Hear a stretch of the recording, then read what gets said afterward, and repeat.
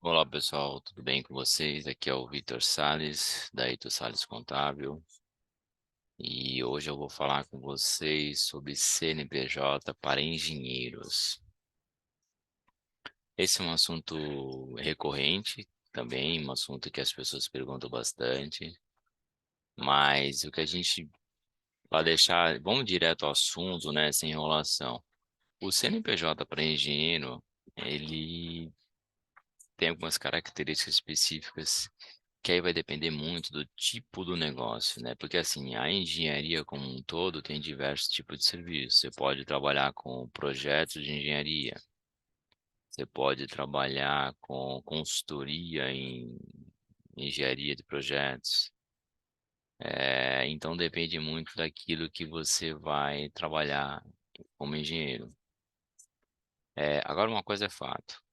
Se você tiver algum assunto relacionado com engenharia no seu CNPJ, você tem que ter o registro no Conselho Regional, no CREA, né? No Conselho Regional de Engenharia e Agronomia, tá?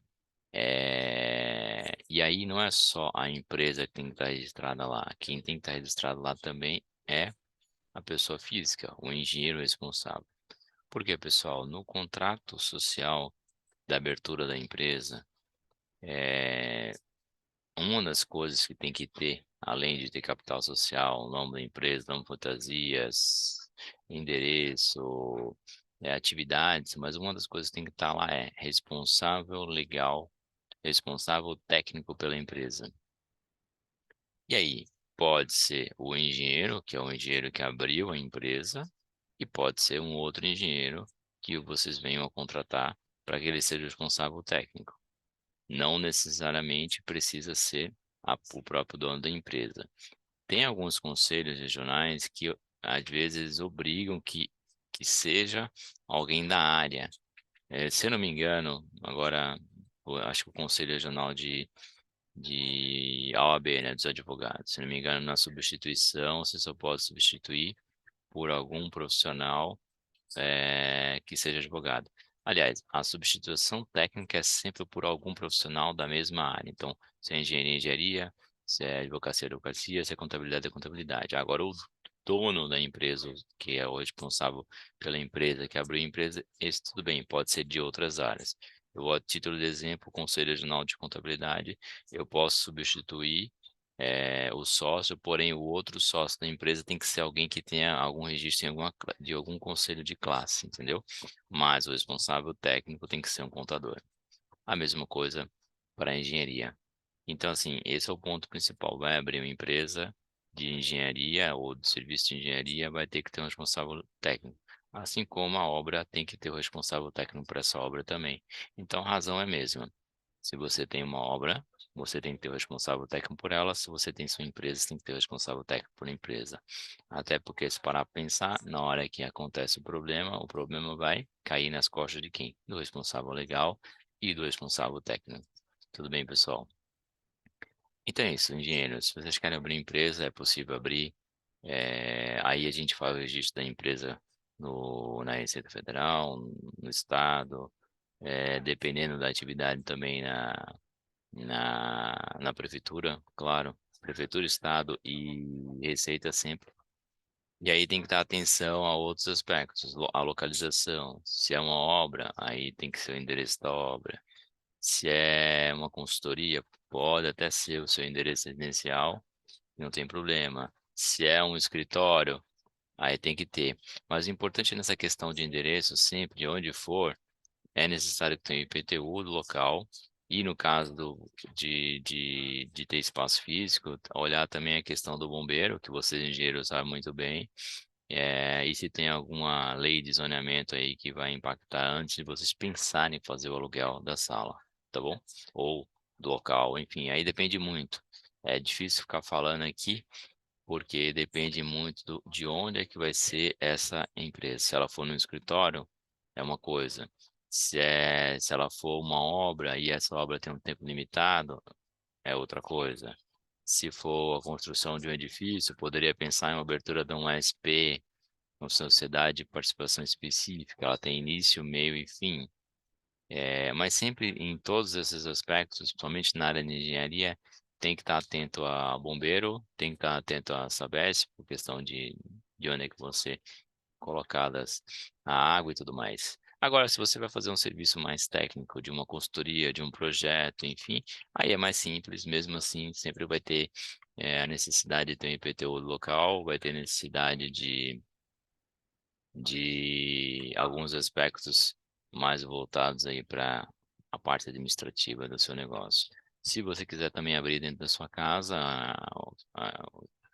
a empresa de engenharia, você também pode, e aí é mais simples, porque não tem tanto problema. Então, assim, seria uma abertura de uma empresa em casa, no residencial de casa, e aí a gente coloca aí a atividade como executada pela internet. Também vai precisar de IPTU, que é necessário, e a empresa estaria aberta. Então, é, são aspectos importantes. Agora, claro, como toda empresa, você tem diversos custos. Aí vai depender se você do que você vai fazer. Então, teria os custos de honorários contábeis, dependendo do caso, tem o custo de certificado digital, tem o custo da taxa de fiscalização da prefeitura da sua cidade. Se tiver aluguel, vai ter aluguel, água, luz, telefone, internet. Se tiver funcionário, tem custo com funcionário. A atividade de engenharia, ela tá no anexo 5 do Simples Nacional. E somente a questão de consultoria, então tem que estar atento se ela pode ou não ser do simples, se pode ser do lucro presumido, ou se tem que ser do lucro real. Tem algumas atividades que não podem e tem que ir pro presumido, então é bom conversar com a gente sobre a questão do KENAI. Tem um vídeo que a gente fala no nosso canal sobre o KENAI, e é como saber, como escolher. Tem outro vídeo que a gente fala sobre a questão dos anexos do Simples Nacional. Tem outro vídeo que a gente fala do fator R também, porque esse fator R está ligado, no caso da engenharia, você pode ter o anexo 5, que é o KENAI principal, que vai de 0 até 180 mil no ano, em 15,5% e começa a subir a tributação progressivamente. Mas dependendo da relação que você tem entre a folha de pagamento e o Prolabore e o faturamento, você consegue trazer do anexo 5 para o anexo 3, que a tributação ela reduz aí de 15,5% para 6% até 180 mil por ano. Tudo bem, pessoal?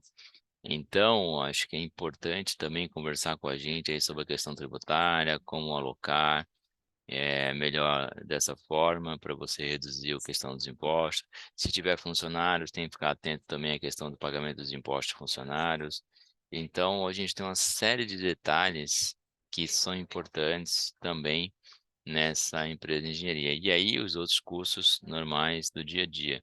Os impostos, se for no Simples Nacional, calculado mensal, então sobre o faturamento e sobre a folha de pagamento também, tá bom? Eu espero que este vídeo tenha ajudado. O objetivo é tentar esclarecer de uma forma geral os assuntos relacionados com a abertura da empresa. A gente consegue abrir para vocês a empresa aí em um dia, 2 dias. Só que aí depois tem a questão do registro do conselho de classe que é necessário fazer pelo próprio engenheiro. Tudo bem, pessoal? Também precisam ver se foi uma obra, uma coisa, que tipo de serviço de engenharia, que eu estou falando de engenharia de construção civil, mas e a engenharia elétrica, e a engenharia mecânica, enfim, tem vários tipos de engenharia que a gente abre um leque grande para isso. Mas se tiverem dúvida, entre em contato com a gente, que a gente está disposto para ajudar vocês. Meu nome é Vitor Salles, eu sou sócio daí do Salles Contábil. Entre no nosso site, na descrição do vídeo tem o site, tem o WhatsApp que vocês conseguem falar com a gente, tá bom? Foi um prazer enorme. Muito obrigado a todos.